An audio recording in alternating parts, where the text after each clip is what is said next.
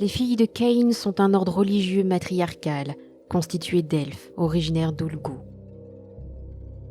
Bien qu'elles aient tissé des liens avec la Grande Alliance de Sigmar, et que leur temple se trouve parfois au cœur même des plus grandes cités humaines, elles demeurent des créatures aussi vicieuses que barbares. Le siège du pouvoir des filles de Cain se trouve dans les brumes d'Ulgu, le royaume des ombres, où règne la duplicité qui, pour certaines de ces elfes, est une seconde nature. Ces guerrières perpétuent des traditions ancestrales, bâties sur des sacrifices à la fois sanglants et sophistiqués. Elles pensent ainsi honorer un dieu plus ancien que les royaumes mortels, Cain, le dieu à la main sanglante. Mais ce culte trouvant ses racines dans des temps immémoriaux est un héritage noir qu'elles ne peuvent assumer ouvertement de crainte de susciter l'ire de Sigmar et d'être chassées du monde civilisé. C'est pourquoi elles se cachent derrière des masques, des mensonges et des manigances pour agir. Ces Caïnites, comme les adoratrices du dieu à la main sanglante se font appeler, se délectent du sang de leurs victimes sacrificielles. Plus encore qu'un moyen d'épancher leur cruauté, il s'agit pour elles d'un nectar divin, source de pouvoir et de vie. Les prêtresses de cette religion étrange ont eu le temps de perfectionner leur art dans l'ombre, car certaines vivent depuis des milliers d'années en volant l'essence vitale d'autrui.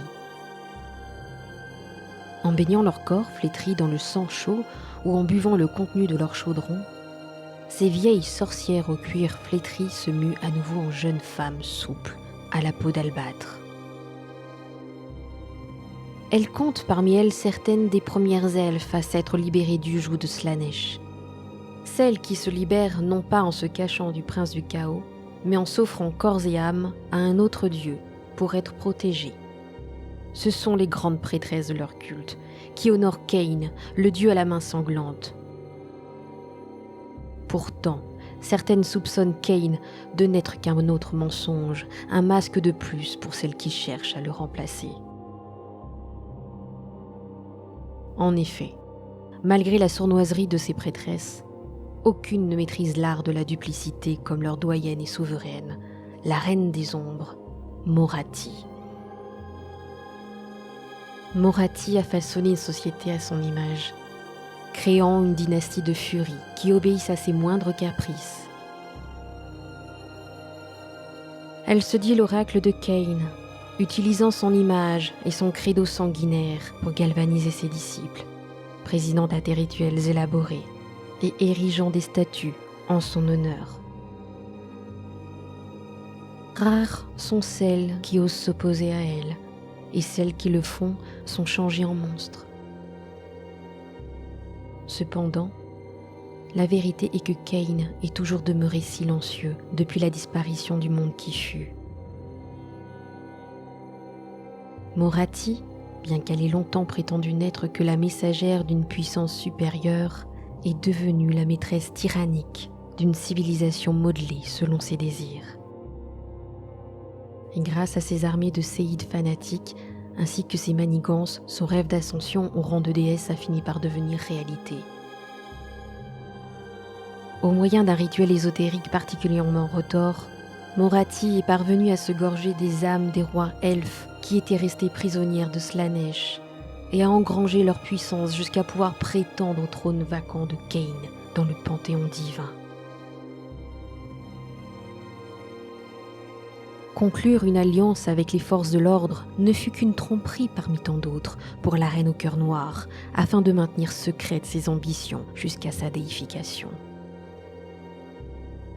Les filles de Cain se sont taillées une place dans les cités franches en tant que gladiatrices, délivrant des performances à la fois sanguinaires et sensuelles, qui ont bien vite rempli leur coffre d'or. Ces combats spectaculaires ont un statut semi-légal, se produisant dans des cryptes, des entrepôts vides et des bibliothèques abandonnées, aussi bien que dans des arènes et des amphithéâtres officiels. Mais le frisson de l'illégalité ne les rend que plus attirants.